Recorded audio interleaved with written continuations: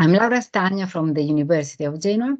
I'll briefly present some aspects of the celebration of the Battle of Lepanto in the figurative arts, with a focus on the Republic of Genoa. I will now immediately share my slides.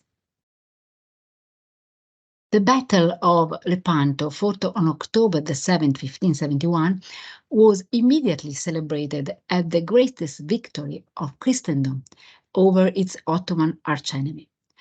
It was not that strategically relevant in the long term from a strictly military point of view, but it was a turning point in the Western perception of the chances to successfully confront the Ottoman military power. It destroyed the idea of the invincible Turk.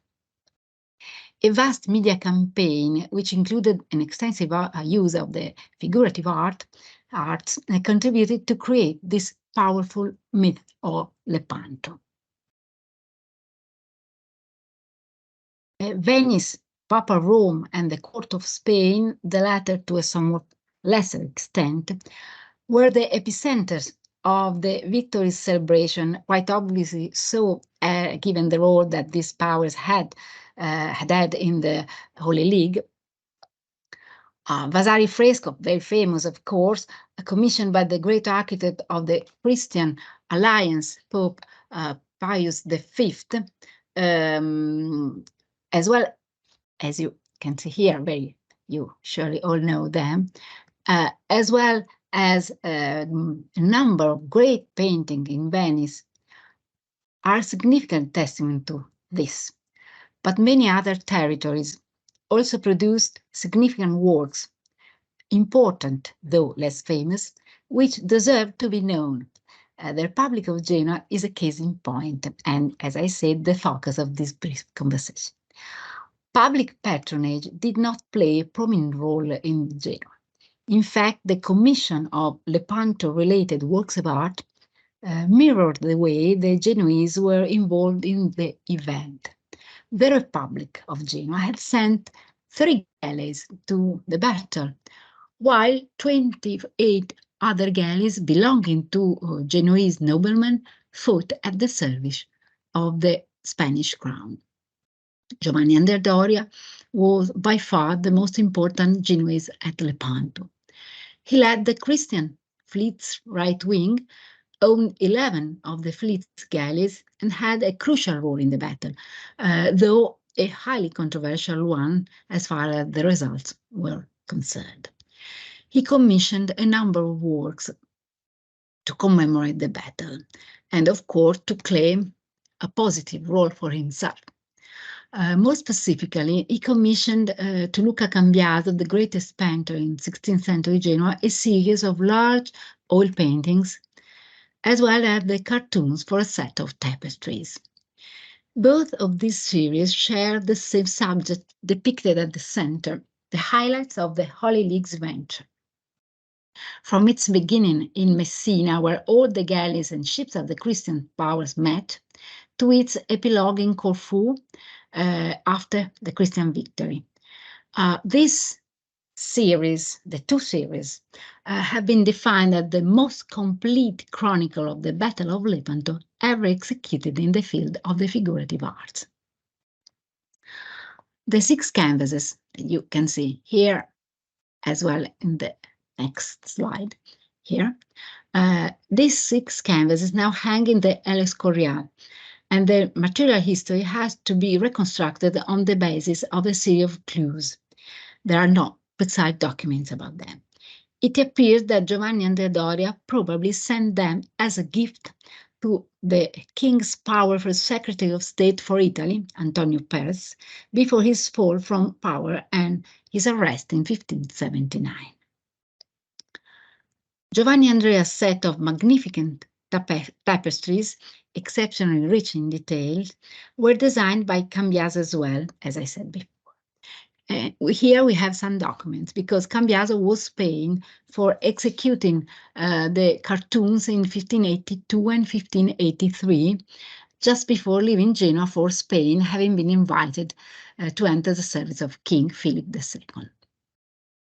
The tapestries were woven in Brussels and exhibited in the Sala Denea of the Doria's Palace, the Palazzo del Principe, in Genoa, where they can still be seen today. We can see the same main scenes as in the canvases we have seen before.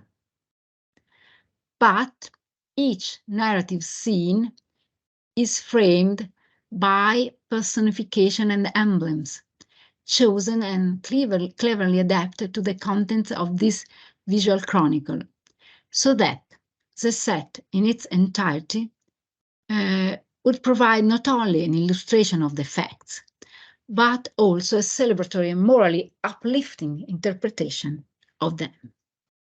The most likely candidate for the role of author of this detailed iconographic program is Pompeo Arnolfini, a man of letters and Doria's secretary at the time. The sources of the allegories include Valeriano Hieroglyphica, which are a very important model for them. Here are just some examples. Also, as you can see, Le immagini degli dei degli antichi by Cartari. So these are some of the sources used for this kind of complex allegorical frame. In the bottom part of the two last tapestries, we can see figures of defeated Turks, chained or dead, but still represented with a degree of dignity. They are enemies, they are defeated, but they are afforded a degree of dignity, which resonates with the inscription, which is in the upper part of the same tapestry where we can find this figure, which celebrates the valor and courage of both sides of the battle. It says that the two fleets, the Christian one and the Ottoman, both fought long and valiantly. So this is important in the construction of this set of images. These were not the only Genoese works of art depicting the Battle of Lepanto, the most important series, in a way the most documented, but not the only ones. For instance, it is possible that the large canvas famous canvas in the Greenwich Museum was commissioned by the Negrone family, whose galley is represented in the foreground together with Giovanni Andrea Doria's Capitana. A remarkable feature that both the Doria sets share, and this canvas too, is the total absence of religious figures, of the religious theme. They all refrain from presenting Lepanto as a miraculous victory, favored by divine intervention, which is a different angle prevailing in many other representations of this battle. As is well known, Pope Pius V promoted a religious interpretation of the victory, which was widely accepted. More specifically, he credited the Ottoman's defeat to the intercession of Mary, propitiated by the prayers of the Rosary confraternities. He established a new liturgical feast linked directly to Our Lady of the Victory and then to Our Lady of the Rosary by his successor. This secured a widespread and lasting connection between the Christian triumph of Lepanto and the devout practice of the Rosary. So it happened that the iconography of the Rosary, which already had a complex history and number of different typologies, absorbed the celebration of the 1571 victory as one of its possible components, with a varying degree of frequency and importance in different territories, of course. So here are a couple of examples from the territory of the Republic of Genoa. This, for instance, is an altarpiece painted by Giovanni Battista Paggi in the early 17th century for the Dominican nuns of the Church of Convent of San Silvestro in Genoa, where the Virgin offers the Rosary to Saint Dominic, and the 15 mysteries of the Rosary are illustrated on a sort of wide ribbon of paper here. On the left, a kneeling at the Madonna, while pointing to the seascape at the center of the painting. Here, the lineup of the two fleets in the first moment of the confrontation is depicted, though it's described as catches seen from a distance. It presents a legible rendition of the most iconic image of the Battle of Lepanto, the two fleets confronting each other.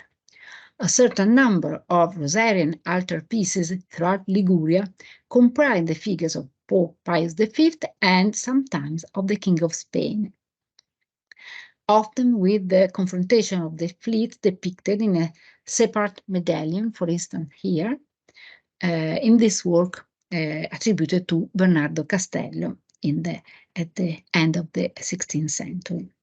And these are just a couple of examples illustrated this Rosary plus Lepanto iconography, which had success in many Italian areas with a high number of combination and variation.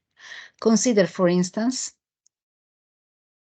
another very important and internationally lesser known case, that of southern Piedmont, then part of the Duchy of Savoy, placed immediately to the north of Liguria. Pius V was born and had his early career here. This seemed to have an impact, and so the number and scale of Lepanto representation are remarkably higher. It becomes a really important subject in this area at the time. Often the proportion of the representation here are inverted, if compared to the Genoese and Ligurian counterpart. A depiction of the battle, as in this case in Mondovì, is associated with smaller figures of Our Lady of the Rosary and various saints at the top of the large paintings.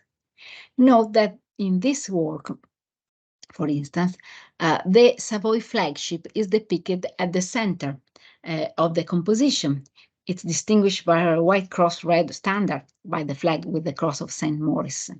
So this galley becomes the absolute protagonist in a painting that evidently shares both a devotional aim and an agenda of celebration, political celebration of the Duchy of Savoy's role in the Christian victory of Lepanto. This, as well as many of the paintings in the Genoese and Ligurian territory we have seen earlier, different aspects of the battle legacy, which encompasses both the religious and the political aspects, and for this reason became such a lasting success that we find interesting representation of the battle up till the 19th century, both in Liguria and in Piedmont. Thank you for your attention.